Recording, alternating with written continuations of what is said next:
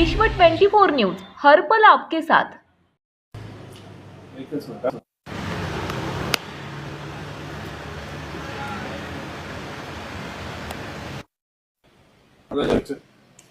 साहेब, प्रचाराचा आता एकच दिवस शिल्लक आहे, काय सांगाल? मतदारांना काय आवाहन करा?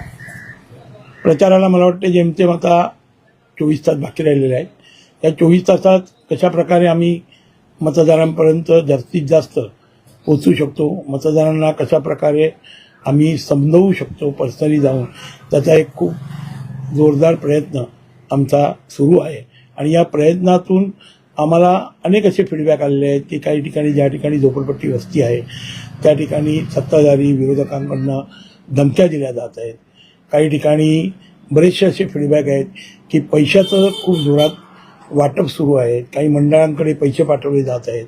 माझ्याकडे अनेक उदाहरणं आहेत, काही लोकांनी पैसे हे रिटर्नही पाठवले आहेत ज्यांना या गोष्टी ॲक्सेप्टेड नाही आहेत। अशा प्रकारचे एकंदरीत एक दहशतीचं आणि एक प्रकारचं दडपशाहीचं वातावरण विरोधकांकडनं सुरू आहे।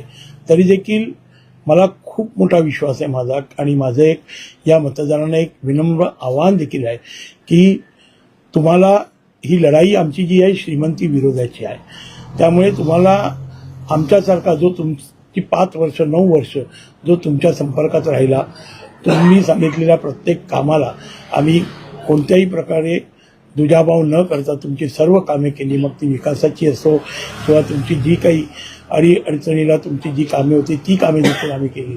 अशा वेळी तुम्ही वेळेवर येऊन हे पैशाचं वाटप करणारा मतदान करणार की आम्ही तुमच्या ज्या संपर्कात राहिलेल्या माझी जी पत्नी आहे सौ रागिणी बैरी शेट्टी यांना मतदान करणार, अशा प्रकारे देखील आम्ही त्यांच्याशी चर्चा केली आहे। त्यावेळी कमीत कमी 80 ते 90% लोकांनी आम्हाला सकारात्मक असे भूमिका दाखवली आहे। त्यामुळे मला तरी विश्वास आहे की ही लढाई जरी श्रीमंती विरुद्ध असेल तरी देखील कुठेतरी मतदार हा फक्त आणि फक्त आमच्या बाजूने आहे, आणि हा जो विजय होणार आहे 16 तारखेला तो आमचाच विजय होणार आहे।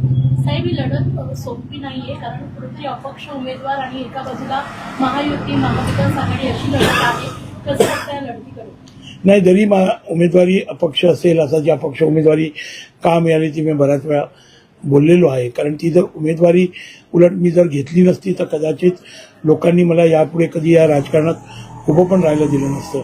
त्यामुळे एक प्रकारचं फार मोठं अशा प्रकारचं आव्हान आम्ही स्वीकारलं, आणि या आव्हान स्वीकारल्यामुळे नागरिकांमध्ये एक प्रकारची म्हणजे उलट बदला घेण्याची भूमिका सत्ताधाऱ्यांविरुद्ध एक तयार झाली आहे। आणि माझी ही जी खंबीर भूमिका आहे या खंबीर भूमिकेला मतदारांनी खूप मोठी मान्यता दिलेली आहे। तर अनेक लोक तुम्हाला अप्रोच होत आहेत, भेटत आहेत की गेल्या 7-8 वर्षामध्ये खूप चांगलं काम तुम्ही केलेलं आहे, कसं बघता याकडे? नाही, लोक मला मी जरी प्रयत्न करतो लोकांना भेटण्याचा, तरी देखील लोक माझ्याकडे येऊन भेटण्याचा जो गेल्या काही दिवसापासून तुम्ही पाहिलं असेल माझ्या ऑफिसासमोर अतिशय गर्दी आहे। लोक प्रत्यक्षात येऊन भेटत आहेत आणि मला शुभेच्छा देऊन जात आहेत। त्यांचं म्हणणं हेच आहे की साहेब, तुम्ही मैदान सोडलं नाही, याचंच आम्हाला फार मोठं वैशिष्ट्य वाटतं, आणि तुम्ही लढा, आम्ही तुमच्या पाठीशी उभी आहोत आणि तुमचा विजय आम्ही तुम्हाला मिळवून देऊ। तर त्या पक्षात तुम्ही होता, त्या पक्षाने एक अध्यादेश काढलेला आहे की ज्यांनी बंडखोरी करून अपक्ष उमेदवारी अर्ज भरलेले आहेत त्यांना कुठेतरी आता पक्षातून बाहेर काढण्यात येते, निलंबित करण्यात येते, कसं बघता त्या अध्यादेशाचं? साहेब, खरं तर पक्षाकडून म्हणजे पक्षात माझ्यातर्फे पक्षाला कोणत्याही प्रकारची बंडखोरी झालेली नाही। उलट राष्ट्रीय पक्ष एका कार्यकर्त्याबरोबर बंडखोरी करते असं म्हणायला मला काहीच हरकत नाही।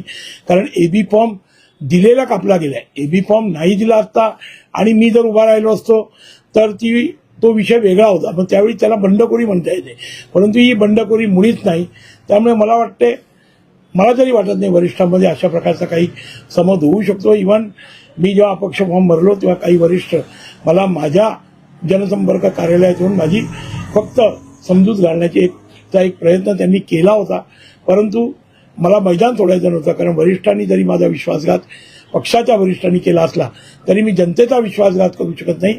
त्या उद्देशाने माझ्याकडे अपक्षाशिवाय दुसरी कोणतीही भूमिका घेण्यासारखी वेळ त्यावेळी नव्हती, त्यामुळे मी अपक्ष म्हणून उमेदवारी माझ्या पत्नीला मिळवून दिली आहे। ठीक आहे ना? राज्यातील महत्त्वाच्या आणि आपल्या भागातील ताज्या बातम्या पाहण्यासाठी आजच आमच्या विश्व 24 न्यूज चॅनलला यूट्यूबवर सबस्क्राईब करा आणि बेल आयकॉन प्रेस करा.